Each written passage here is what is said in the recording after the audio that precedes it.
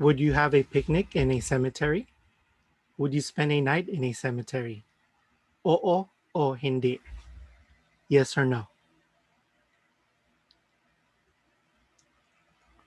So since Undas is coming up, I thought we'd have a lesson on it.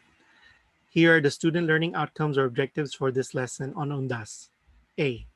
After the lesson, students will list 3 similarities of how All Saints' Day and All Souls' Day is observed in the Philippines and the US. B. After the lesson, students will list 3 differences of how All Saints' Day and All Souls' Day is observed in the US and the Philippines. C. After the lesson, students will memorize 7 Filipino vocabulary words related to Undas. So, what is Undas? It is a religious holiday when we remember and pay respect to our loved ones who have passed away. It is observed on All Saints' Day and All Souls' Day, November 1st and 2nd in the Philippines.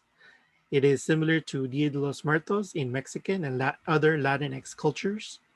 The word undas comes from the Spanish word honras, meaning honor. Bagong talasalitaan, new vocabulary. Let's go over the new vocabulary before we get more into our lesson. Nagdadasal, nagdadasal. Kumakain, kumakain.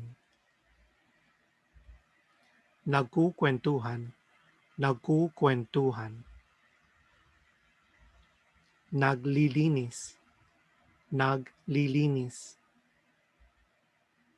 Dumadalaw, dumadalaw.